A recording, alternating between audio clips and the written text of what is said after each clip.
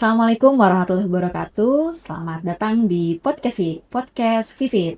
Alhamdulillah hari ini sudah hadir bersama kita ada dari Badan Penelitian dan Pengembangan Daerah atau Bapelitbangda Kabupaten Cirebon. Alhamdulillah sudah hadir Ibu Dwi Aryani SPMP. Selamat sore Ibu Dwi Aryani. Selamat sore. Panggilannya apa? Ari. Ibu Ari, siap. Ibu Ari ini sebagai Kepala Bidang Perencanaan, Pengendalian, dan Evaluasi Pembangunan Daerah. Sehat Ibu? Alhamdulillah sehat. Harus sehat ya Mbak ya. Iya. Di tengah cuaca mendung dan hujan. Iya, Cirebon lagi syahdu-syahdunya ya. Iya. Alhamdulillah sekarang ini saya senang sekali Bu kedatangan Ibu yang berkenan hadir dalam acara podcast Visip gitu ya di UMC.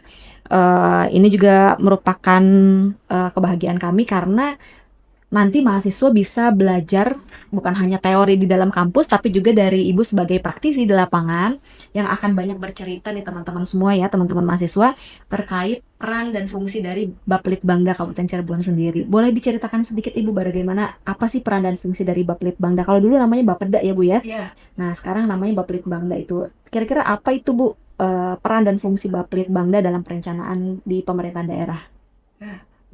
Baik, terima kasih Mbak Dea. Saya pertama-tama saya sampaikan ucapan terima kasih sudah mengundang saya ya dari Bapelitbangda, dan saya senang sekali bisa bergabung di acara podcast SIP-nya Visip UMC ya. Jadi mungkin pertama-tama apa yang tadi disampaikan Mbak Dea bahwa memang Bapelitbangda ini adalah Badan Perencanaan Pembangunan, Penelitian dan Pengembangan Daerah. Kita sementara masih menggunakan nomenklatur tersebut, tetapi berdasarkan Perbuk nomor 16 tahun 2025 kita sudah berubah nomenklatur menjadi Bapperida. Jadi singkatannya kepanjangannya adalah Badan Perencanaan Pembangunan Riset dan Inovasi Daerah. Jadi kami ingin lebih memperkuat riset dan inovasi sebagai dasar kami untuk merumuskan perencanaan pembangunan daerah. Kita ingin memperkuat proses-proses perencanaan melalui riset-riset sehingga arah pembangunan kita ini tidak hanya berbasis yang tidak berdasar ya gitu, tetapi memang berbasis riset-riset gitu.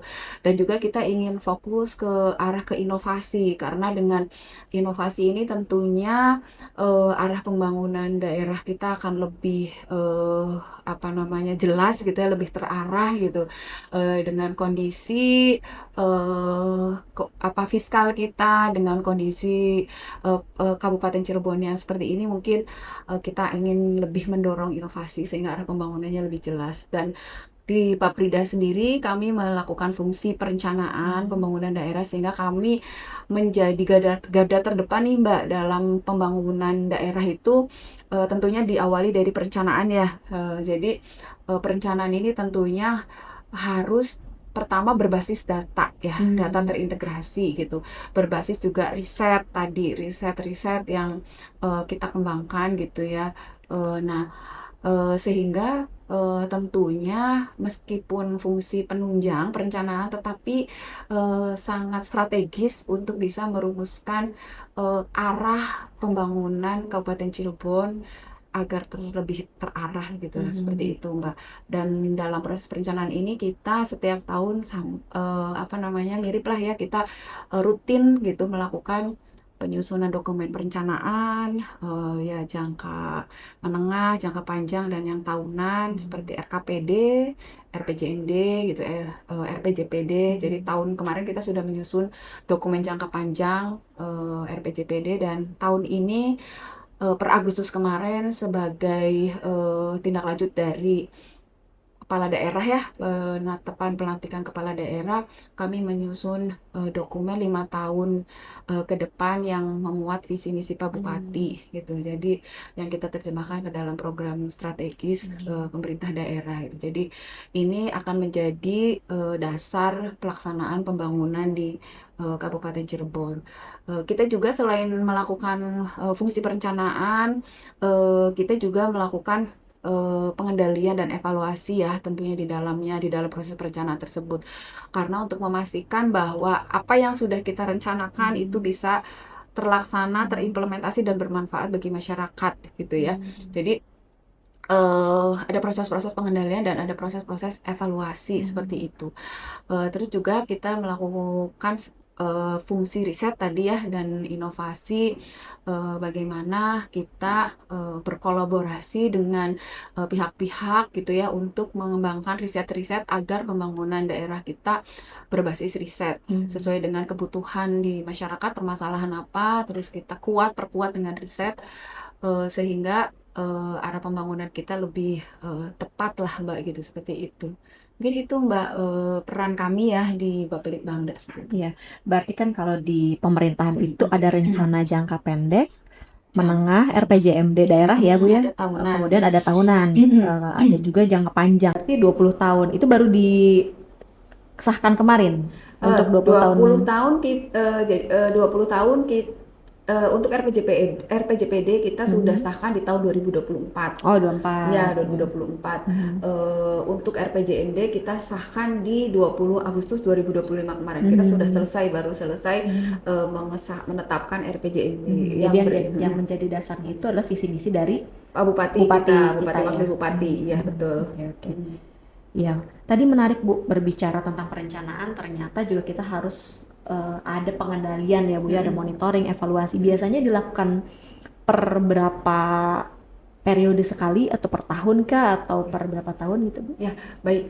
Terkait dengan pengendalian dan evaluasi, memang kita pertama kita melakukan dalam jangka waktu di tahun berjalan itu kita bagi ke dalam triwulanan. Jadi 4 triwulan, setiap triwulan itu kita lakukan evaluasi terkait dengan capaian-capaian kinerja perangkat daerah gitu dan pemerintah daerah yang dituangkan dalam indikator tujuan, sasaran, program, kegiatan sampai ke subkegiatan. Jadi itu kita lakukan pengendalian setiap triwulan, Mbak. Dan ini juga pengendalian ini dan evaluasi ini dilakukan berjenjang sampai ke provinsi karena kita juga harus melaporkan hasil evaluasi kinerja itu ke provinsi. Selain itu juga kita melakukan evaluasi ketika dokumen perencanaan itu tadi mendekati berakhir ya. Misalnya kayak kemarin kita mau menyusun RPJMD 2025-2029, berarti kita melakukan evaluasi terhadap RPJMD sebelumnya gitu. Terus juga kita melakukan evaluasi terhadap bantuan-bantuan keuangan yang diberikan kepada pemerintah daerah gitu, sejauh mana implementasinya, kinerjanya seperti apa gitu. Seperti itu, Mbak. Iya. Nah, untuk proses perencanaan sendiri ini Bu ya. Kan kalau secara teoritis ada yang top down dari pusat diturunin gitu ya ke daerah. Ada juga yang bottom up dari aspirasi masyarakat mungkin dari desa seperti itu kan. Nah, dalam proses perencanaan daerah yang bottom up ini prosesnya tuh seperti apa sih Bu? Apakah Pemda turun ke masyarakat gitu atau mungkin juga ada jaring aspirasi reses DPRD gitu mungkin ya Bu ya. Nah, itu bagaimana caranya memformulasikan menjadi sebuah program yang kemudian bisa jadi rencana daerah gitu. Ya. Baik Mbak, jadi kita kan pendekatan untuk perencanaan itu ada 5 ya Mbak. Pertama teknokratik, yang kedua adalah politis, yang ketiga adalah partisipatif, yang keempat top down, dan yang kelima adalah bottom up. Jadi pertama mungkin kita melakukan pendekatan terkait dengan partisipatif karena ini berdasarkan kajian-kajian berdasarkan telahan secara akademisi gitu ya, data-data gitu ya, bagaimana sih kondisi Kabupaten Cirebon seperti apa gitu ya, terus rumusan-rumusan permasalahannya berdasarkan kajian teknokratis. Selanjutnya juga ada politis, tentunya ini melibatkan DPRD ya gitu. Dalam hal ini DPRD juga melakukan penjaringan aspirasi-aspirasi masyarakat ya dan kebutuhan-kebutuhan masyarakat, mengidentifikasi permasalahan-permasalahan yang ada di masyarakat ya melalui reses, melalui media apa sajalah oleh DPRD ini.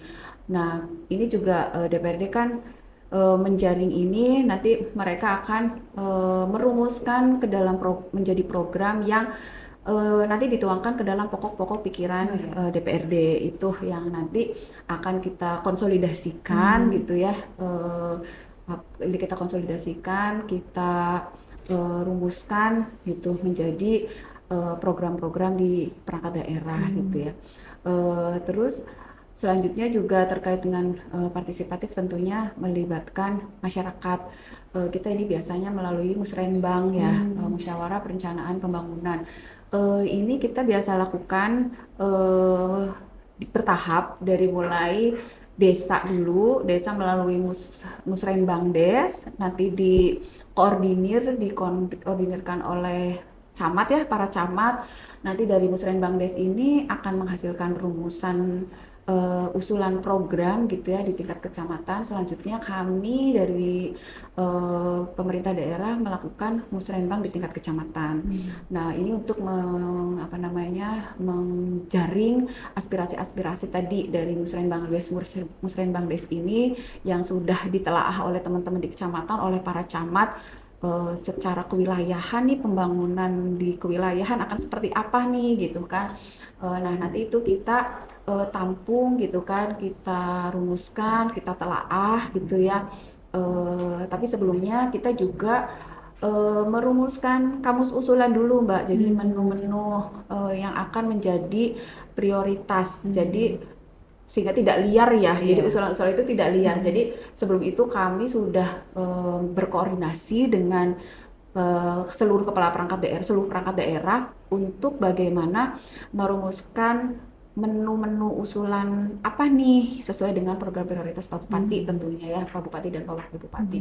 Nah, nanti dari situ tentunya di musrenbang kecamatan ini tidak akan keluar dari situ setelah kita rumuskan program-program prioritas tersebut.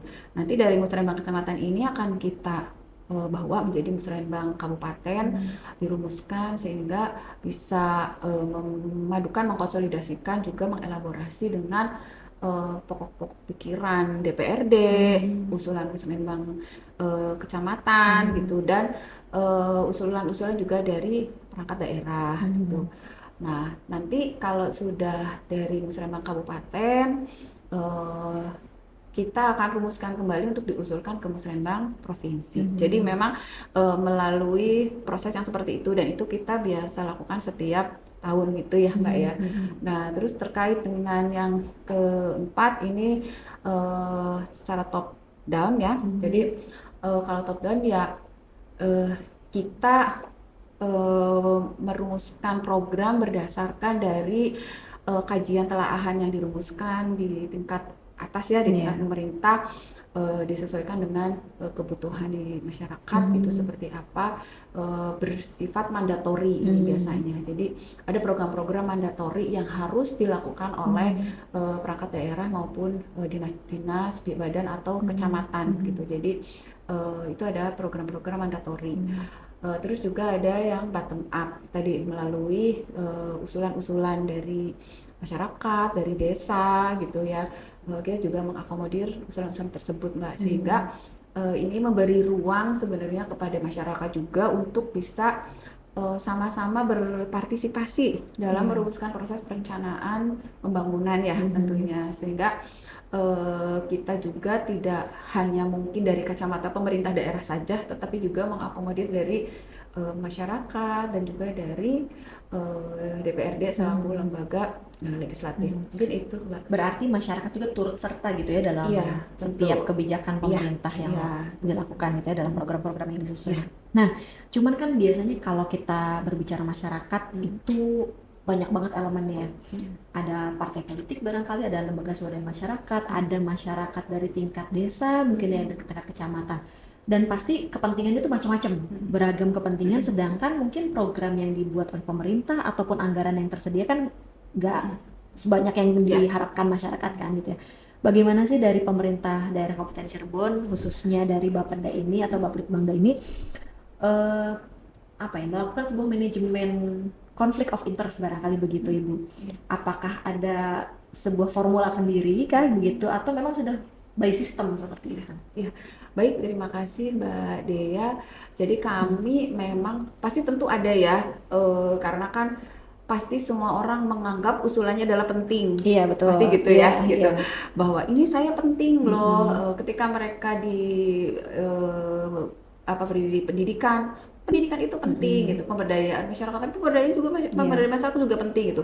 Pasti semua orang juga menganggap akan itu penting. Nah, tapi tadi kami memformulasikan itu kan pertama tadi berdasarkan kajian teknokratis kita gitu kan. Apakah misalkan usulan tersebut memang sesuai dengan kajian teknokratis kita kan gitu ya. Terus juga apa namanya, kita juga merumuskan program prioritas daerah, Mbak, yang biasanya kita rumuskan setiap tahun gitu. Misalkan ada prioritas pertama terkait dengan infrastruktur, prioritas kedua terkait dengan pendidikan, prioritas ketiga terkait dengan kesehatan, terus nanti ada terkait tata kelola pemerintahan gitu. Nah, kita menggunakan prioritas-prioritas itu sebagai acuan, sehingga nanti usulan-usulan yang ada di masyarakat harus disesuaikan dengan program prioritas tersebut gitu. Tentunya program prioritas ini adalah mendukung visi misi kepala daerah tentunya ya, dan tadi untuk juga bisa menyelesaikan permasalahan-permasalahan yang sudah kita kaji ya bersama gitu. Nah, selain itu juga kita sesuaikan kan dengan kapasitas fiskal kita gitu. Kapasitas kita menghitung berapa sih kemampuan fiskal kita, sehingga tadi makanya harus disesuaikan juga dengan prioritas-prioritas tadi gitu ya. Jadi seperti itu, Mbak, mungkin jadi kami juga mencoba untuk menelaah dan mengkaji setiap usulan tersebut tadi berdasarkan dengan prioritas, sehingga dan mengkomunikasikan ya tentunya gitu ya, mengkomunikasikan juga dengan para pihak lah agar ini tetap kondusif. Jadi artinya setiap proses perencanaan itu ya dalam frame-nya ya gitu, dalam frame-nya gitu, tidak keluar dari apa yang sudah dirumuskan bersama. Kira-kira gitu sih, Mbak, gitu. Dan sepertinya kita juga dalam memberikan pagu anggarannya juga kita ada bertahap gitu. Kita jadi ada juga melalui pagu indikatif kewilayahan ya, yang kita berikan ke kecamatan, yang itu juga kita berikan berdasarkan dari hal-hal mendasar untuk memenuhi layanan di kewilayahan, misalkan untuk penanganan kemiskinan, penanganan stunting, untuk peningkatan ketahanan pangan, untuk penanganan sampah seperti itu.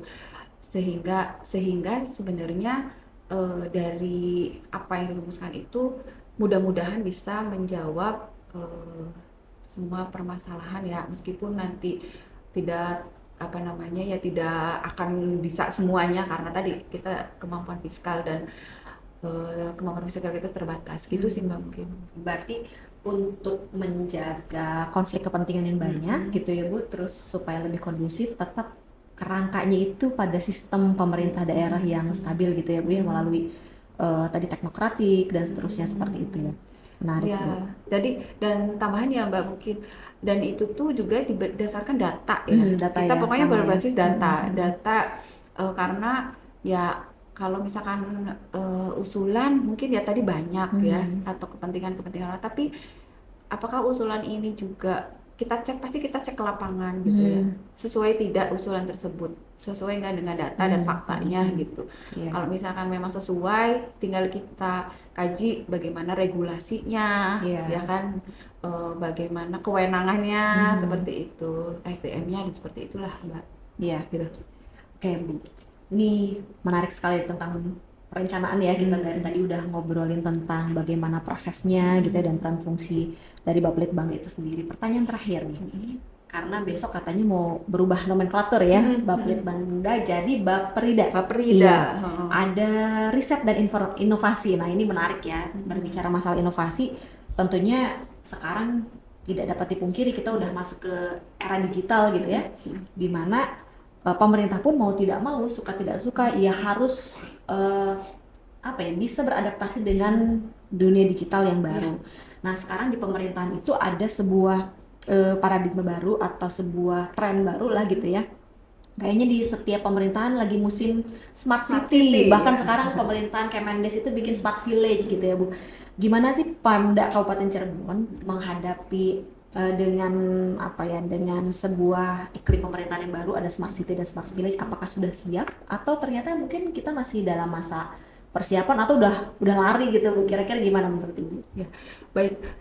Ya, memang smart city ini menjadi apa ya namanya keharusan sepertinya ya Mbak di era digitalisasi kita, karena kita dituntut juga di era seperti ini harus memberi layanan cepat juga dan responsif juga ya Iya. gitu. Jadi kita harus siap dengan segala perubahan gitu ya.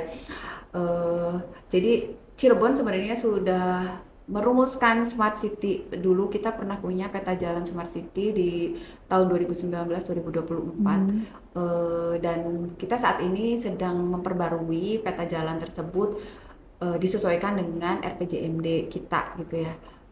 Nah, ini dirumuskan oleh teman-teman dari Diskominfo, Mbak. Jadi karena memang Smart City sebenarnya leading sektornya adalah Diskominfo, meskipun nanti di dalamnya merupakan kolaborasi dari semua pihak ya, gitu. Apa namanya, ini teman-teman Diskominfo menyusun peta jalan untuk 5 tahun ke depan seperti apa. Dan kan ada 6 dimensi ya terkait dengan Smart City ini. Ada smart governance, smart branding, smart society, smart economy, smart living, dan smart environment ya. Kita mencoba merumuskan ke 6 dimensi ini agar juga bisa tadi seirama dengan arah pembangunan kita dan memudahkan masyarakat ya gitu. Nah, yang sudah kita lakukan itu kita karena memang kemarin lebih banyak juga fokus ke smart governance gitu ya. Kita sudah melakukan sudah fokus ke smart governance. Kita indeks SPBE kita, indeks SPBE menjadi salah satu indikator smart governance ya Mbak. Itu juga alhamdulillah meningkat ya tahun 2025.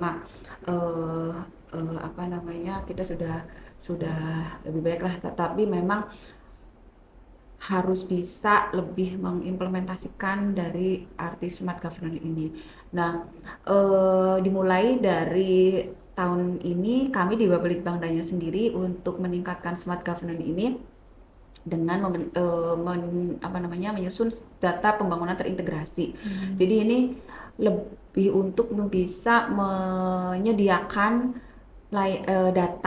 data-data terintegrasi gitu ya, dengan semua dari data semua perangkat daerah, bagaimana ini menjadi dasar untuk perumusan kebijakan gitu, kebijakan perencanaan dengan berbasis data. Jadi ini adalah salah satu upaya kita untuk bagaimana membangun smart governance. Terus juga di perangkat daerah lain juga banyak terkait dengan aplikasi-aplikasi yang memudahkan.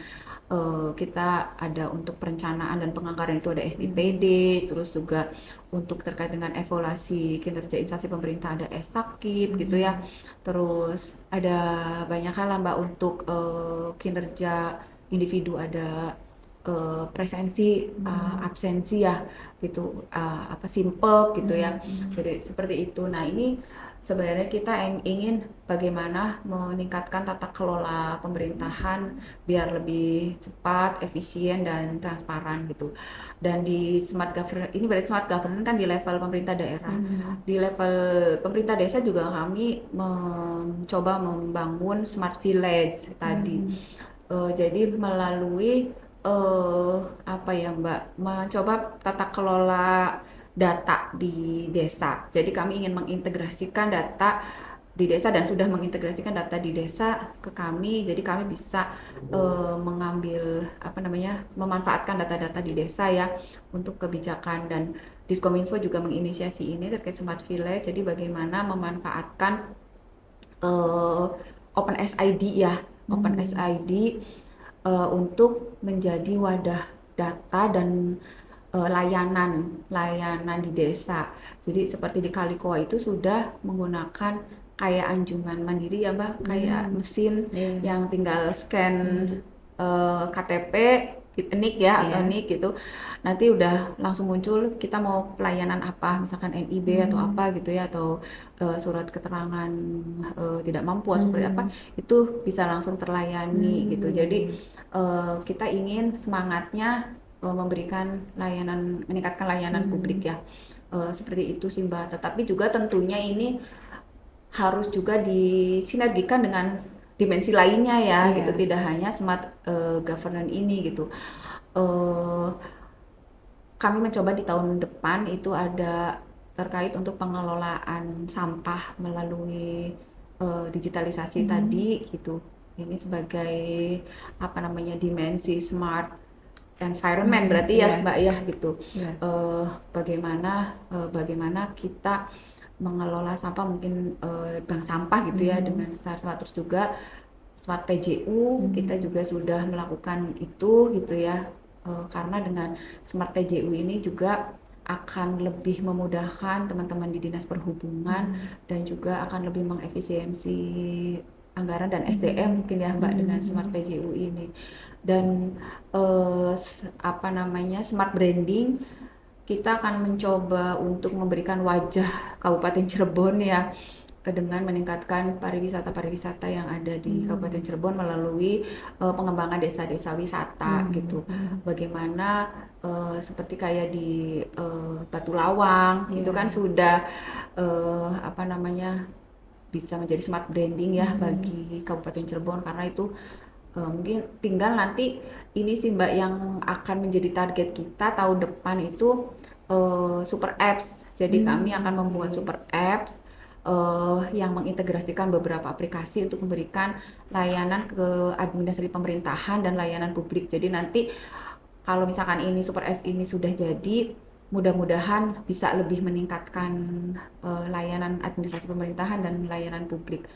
Semoga sih nanti ya ketika orang ke Cirebon sudah bisa cari informasi ya tempat wisata di mana, event wisata, event-event pariwisata di kapan saja gitu ya, lebih mudah. Terus hotel-hotel yang tersambung dengan tempat-tempat wisata, tempat kuliner, tempat shopping, shopping khas Cirebon gitu ya. Itu diharapkan sih itu nanti kita sedang mulai membangun itu sih Mbak gitu. Mungkin itu sih Mbak kalau misalkan Smart City. Jadi kita sudah apa namanya kita sedang bangun gitu ya, meskipun beberapa sudah kita lakukan. Itu ke depan sih pengennya seperti itu Mbak gitu. Ya, wah luar biasa, menarik sekali ya. Kalau ngomongin perencanaan itu berbicara tentang mimpi dan juga harapan di masa yang akan datang ya. Saya yakin insya Allah semoga dapat terwujud ya Bu ya, mimpi-mimpi dari kita, dari Bapelitbangda Kabupaten Cirebon dan khususnya masyarakat Kabupaten Cirebon. Insya Allah mudah-mudahan ke depan melalui smart governance ini juga jadi Kabupaten Cirebon memang betul-betul jadi smart city di masa yang akan datang, dan tentunya pelayanan publik kepada masyarakat dapat lebih baik lagi di masa yang akan datang. Amin. Baik Ibu, tak terasa ini waktunya kita sudah kurang lebih hampir 30 menit ya. Seru sekali kalau ngobrolin tentang perencanaan daerah gitu. Terima kasih atas waktunya, sukses selalu dan mudah-mudahan insya Allah ini pasti akan sangat bermanfaat bagi teman-teman mahasiswa di Fakultas Ilmu Sosial dan Ilmu Politik Universitas Muhammadiyah Cirebon, khususnya Prodi Ilmu Komunikasi dan juga Ilmu Pemerintahan. Terima kasih Ibu, sukses selalu. Mungkin itu ya, terima kasih Mbak. Saya juga di dalam podcast ini mungkin ingin mengajak teman-teman mahasiswa ya, mari ikut berkontribusi terhadap proses-proses perencanaan pembangunan, karena tentunya mahasiswa ini adalah apa ya namanya, masih fresh gitu ya, agent of change katanya Bu ya. agen perubahan gitu ya, agen perubahan bagaimana juga bisa memberikan sumbangsi kontribusi positif bagi pemerintah daerah melalui apa namanya kajian-kajiannya mungkin ya, ide-ide kreatifnya gitu, bagaimana kami nanti bisa sejalan gitu, karena pastinya kita membutuhkan apa namanya teman-teman akademisi, mahasiswa yang ya masih apa energi gitu ya, masih apa inovasi, apalagi Gen Z sekarang ya Mbak, lebih inovatif gitu. Jadi mari kita bareng-bareng gitu berkontribusi positif buat Kabupaten Cirebon gitu. dengan berbagai cara. Siap, semoga ke depan bisa lebih berkolaborasi lagi ya Iya, Bu ya. iya, Ya, gitu. siap. Mungkin itu sih Mbak. Terima kasih banyak juga sudah dikasih kesempatan untuk bisa sharing Siap. informasi. Baik, terima kasih Ibu Iya, waktunya. iya, terima kasih Tentunya juga. ini menjadi pelajaran berharga bagi kita semua, teman-teman mahasiswa FISIP UNC. Sampai ketemu lagi di podcast SIP di waktu yang akan datang. Terima kasih. Wassalamualaikum warahmatullahi wabarakatuh.